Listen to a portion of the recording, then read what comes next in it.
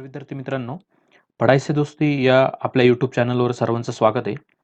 गेल्या व्हिडिओ सेशनमध्ये आपण सुरुवात केली होती इयत्ता 11वीच्या इतिहासातील प्रकरण 2 ला, म्हणजेच भारतातील आद्य नगरे या प्रकरणाला आपण सुरुवात केलेली आणि त्यामध्ये आपण हडप्पा संस्कृतीची वेगवेगळी वैशिष्ट्ये अभ्यासली. हडप्पा संस्कृतीचा विस्तार कुठे-कुठे झालेला आहे ते आपण बघितलं. हडप्पा संस्कृतीमधील असणाऱ्या नगरांमधील सुव्यवस्थित नगर रचना याबद्दल आपण माहिती घेतली. तिथली मध्यवर्ती शासन व्यवस्था कशी होती याबद्दल आपण बघितलं. तिथली समाज व्यवस्था, तिथली अधिकार वर्गाची उतरंड, कुशल कारागिरांचे व्यावसायिक वर्ग कशाप्रकारे उदयास आले ते आपण बघितलं. त्यानंतर या वेगवेगळ्या नगरांचे आपापसात होणारे व्यापार, दळणवळण इत्यादींबद्दल आपण माहिती घेतली आणि त्या ठिकाणी विकसित झालेल्या लेखनकलेबद्दलही आपण जाणून घेतलं. आज आपण बघणार आहोत हडप्पा संस्कृतीतील काही नगरे. तर सर्वप्रथम जे महत्त्वाचं नगर आहे ते म्हणजे हडप्पा नगर. तर हडप्पा नगराबद्दल आपण माहिती घेऊयात. पाकिस्तानच्या पंजाब प्रांतातील सहिवाल जिल्ह्यामध्ये रावी नदीच्या काठावरती हडप्पा हे स्थळ आहे.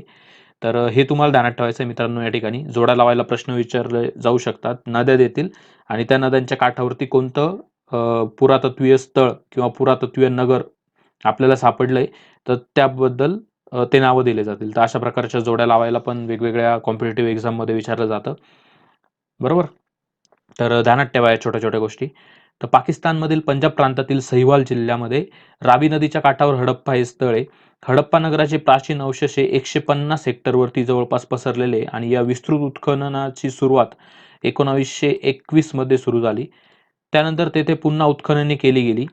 त्या उत्खननांपैकी भारतीय पुरातत्व खात्याचे सरसंचालक सर मार्टिमर व्हीलर यांनी 1946 मध्ये स्तरशास्त्राच्या आधारे केलेले उत्खनन महत्वाचं आहे. तर स्टेप बाय स्टेप एक स्तर जमिनीचा जो एक वरची परत आहे ती हळूहळू बाहेर काढली जाते आणि त्यानंतर जमिनीच्या खालचे अवशेष आपल्या दृष्टीस पडतात. तर ते जे उत्खनन करण्याचं शास्त्र आहे त्याला स्तरशास्त्र असं म्हटलं जातं.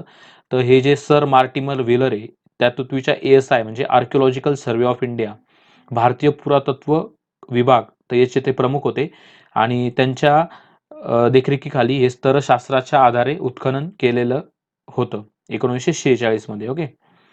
या उत्खननाद्वारे त्यांनी हडप्पा येथील बालेकिल्ल्याभोवतीची तटबंदी शोधली. बरोबर. तर आपण ऑलरेडी बघितलंय की ही जी नगर रचना आहे तर या नगरांच्या सगळ्यात बाहेर सुद्धा एक तटबंदी, त्यानंतर नगराचे वेगवेगळे भाग होते त्या भागांच्या भोवती पण तटबंदी आणि नगराचा बालेकिल्ला म्हणजे सर्वोच्च अधिकारी वर्ग ज्या ठिकाणी राहायचा तर त्या ठिकाणी जी तटबंदी होती त्याला बालेकिल्ला म्हटलं जायचं आणि अशा बालेकिल्ल्याभोवतीची जी मुख्य तटबंदी आहे ती सर मार्टिमल व्हीलर यांनी शोधून काढली होती.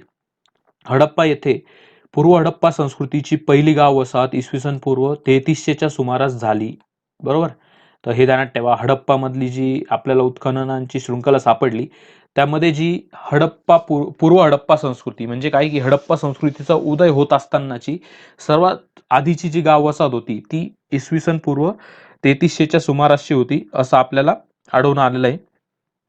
इसवी सन पूर्व 2600च्या सुमारास चा जो काळ होता तो तेथील नागरी हडप्पा संस्कृतीच्या उदयाचा काळ म्हटला जातो.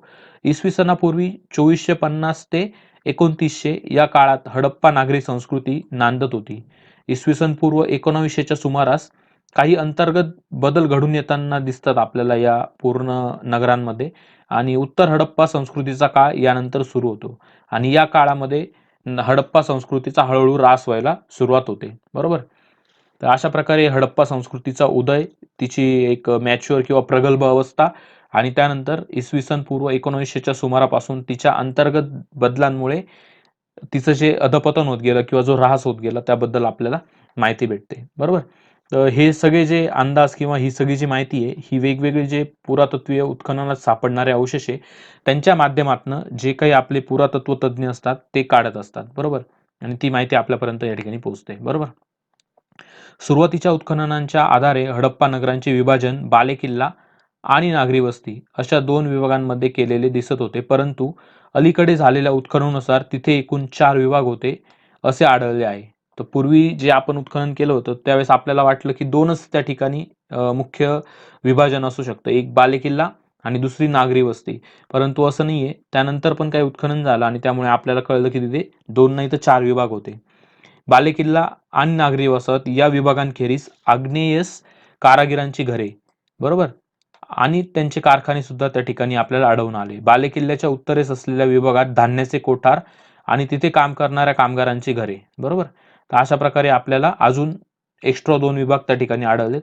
हे कोठार आणि तिथे काम करणारे कामगार बालेकिल्ल्यात राहणाऱ्या अधिकाऱ्यांच्या अखत्यारीखाली होते, हे स्पष्ट आहे.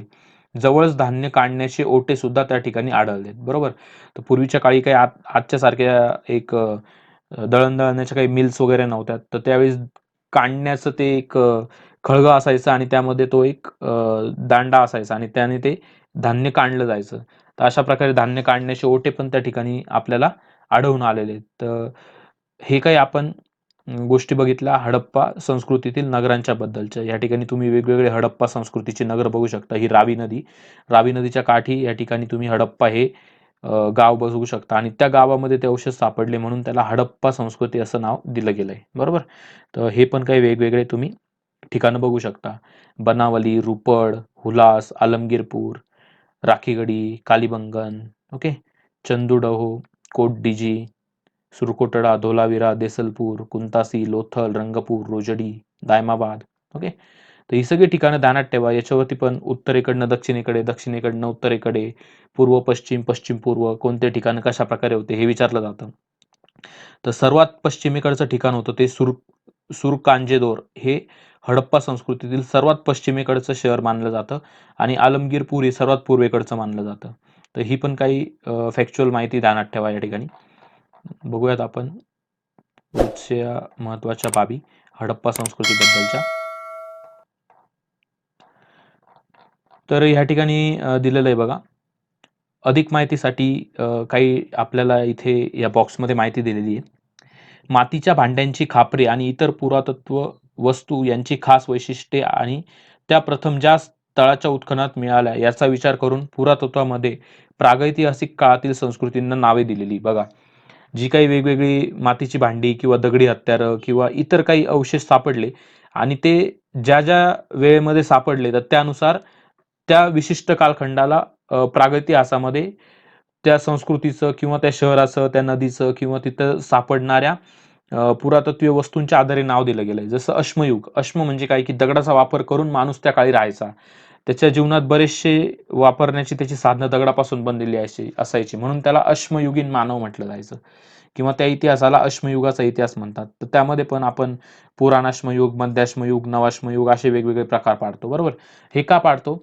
कारण की जशी माणसाची प्रगती होत गेली आणि तो जे वापरत असणारी वस्तू होत्या त्यांमध्ये जसजशी सुबकता येत गेली तसतशी त्या काळाला प्रागैतिहासिक काळामध्ये वेगवेगळी नावं आपल्याला दिली गेलेली आढळून येतात. तसंच माणूस ज्या ठिकाणी राहायला त्यांनी सुरुवात केली, ज्या ठिकाणी त्याची नगरं उदयास आली, मग ती ज्या नद्यांच्या काठी होती, मग त्या नद्यांच्या नावाने ती संस्कृती ओळखली जाते किंवा ज्या नगरांमध्ये तिचे उत्खननाचे जे अवशेष आहे ते सापडले, त्या नगरांच्या नावाने ती संस्कृती ओळखली जाते. तर त्यातली काही गोष्टी या ठिकाणी दिलेल्या आहे. घग्गर आकरा हे महत्वाचं नाव आहे. घग्गर आकरा संस्कृती सुद्धा एक संस्कृती आहे. तर ही जी घग्गर आग्रा नावाने ओळखली जाणारी नदी आहे, ही फक्त पावसाळ्यामध्ये प्रवाहित होणारी नदी असून ती हिमाचल प्रदेशातील शिवालिक टेकड्यांमध्ये उगम पावून पंजाब, हरियाणात वाहत जाऊन राजस्थानमध्ये येते. पुढे ती पाकिस्तानातील चोलिस्तान या वाळवंटी प्रदेशात प्रवेश करते आणि सरते शेवटी कच्छच्या रणामध्ये ती प्रवेश करते. तर अशा प्रकारे या नदीचा एक प्रवास चालतो. शिवालिक टेकड्यांमधनं ती उगम पावते.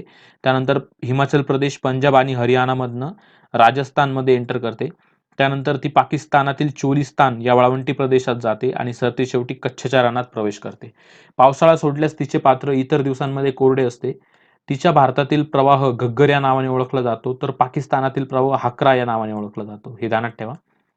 घग्गर आकाराच्या प्रवाहाच्या संरक्षणामध्ये तिच्या कोरड्या प्रवाहाच्या काठावर हडप्पा संस्कृतीची अनेक स्थळे आपल्याला आढळून आलेली आहेत आणि त्यामुळे त्या नदीच्या काठी वसलेल्या संस्कृतीला घग्गर अक्करा संस्कृती या नावाने ओळखले जाते. तर ही पण गोष्ट तुम्ही ध्यानात ठेवा.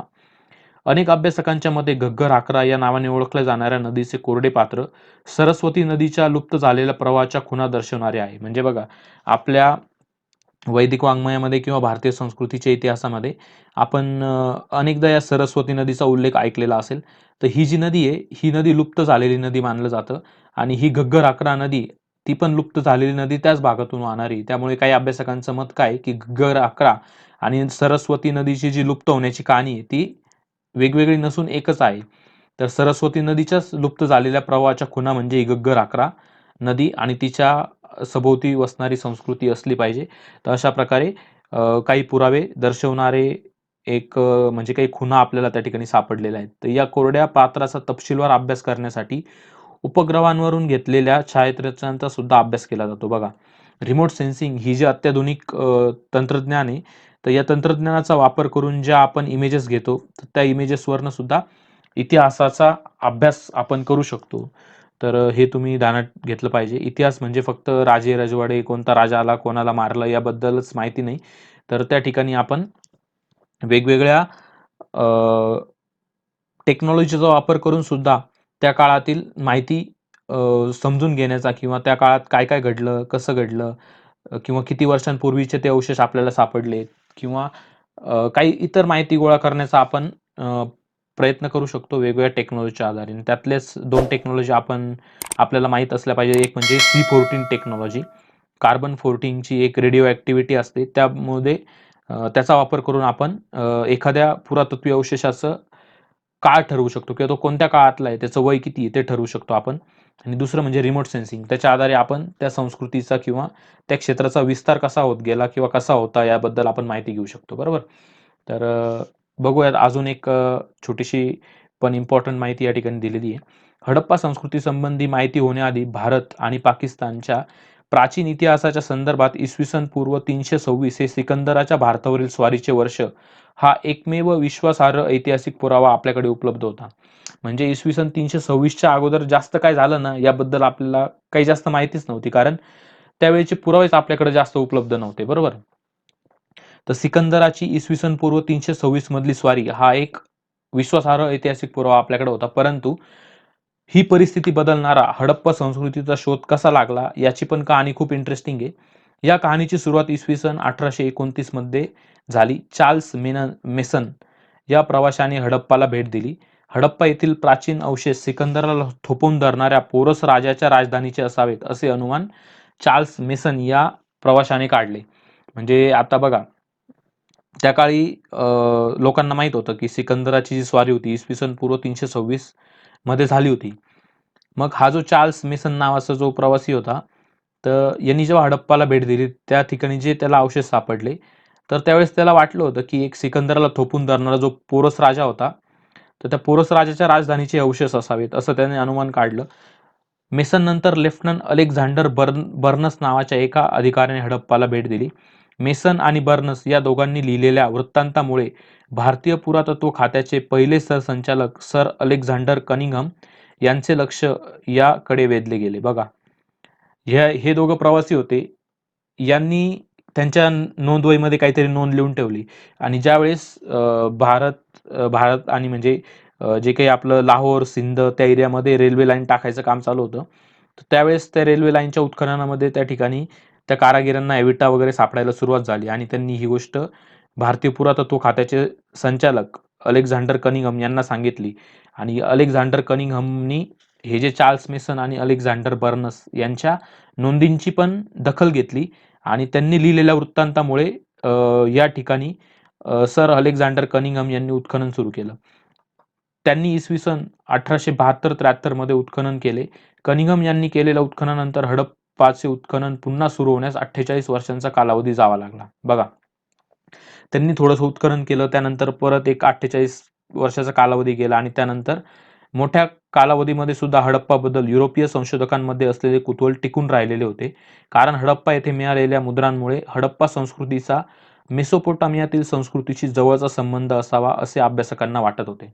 तर अशा प्रकारच्या अनेक गोष्टींचा अभ्यास त्या काळी केला गेला आणि हडप्पा संस्कृतीचे अनेक अवशेष उत्खननामध्ये आपल्याला सापडले आणि जी काही माहिती आपण या पाठामध्ये हडप्पा संस्कृतीबद्दल बघितली ती आपल्याला आजतागायत समजलेली आहे असं आपण म्हणू शकतो तिथे मिळालेल्या अवशेषांवरनं. बरोबर? तर यापुढे ही जी लिपी आहे, ही लिपी जरी पुढे जर कधी आपल्याकडनं तिची डिसायफर झाली किंवा ती आपण माहीत करून घेऊ शकलो, ती वाचू शकलो, तर अजून काही माहिती पुढे येईल आणि जे काही आपण आता अभ्यासतोय यामध्ये काही बदलही होऊ शकतात किंवा काही अजून इन्फॉर्मेशन ॲडही होऊ शकते. बरोबर? तर अलेक्झांडर कनिंघम यांनी प्रसिद्ध केलेल्या हडप्पा मुद्रेचे पहिले रेखाचित्र तुम्ही या ठिकाणी बघू शकता. हे रेखाचित्र, या रेखाचित्रात मुद्रा आयताकृती दिसत असली तरी प्रत्यक्षात हडप्पा संस्कृतीच्या मुद्रा या चौरस आकाराच्या होत्या असं आपल्याला उत्खननामधनं समोर आलेलं आहे. बरोबर? तर मित्रांनो, अशा प्रकारे आपण हडप्पा संस्कृतीबद्दल पूर्णतः या ठिकाणी माहिती घेतलेली आहे. जर तुम्हाला काही शंका असतील तर तुम्ही नक्की विचारू शकतात आणि हा जो व्हिडिओ तुम्हाला आवडला असेल तर तुमच्या मित्रांसोबतही नक्की शेअर करा. तर धन्यवाद विद्यार्थी मित्रांनो, भेटूया आपल्या पुढच्या व्हिडिओ सेशनमध्ये.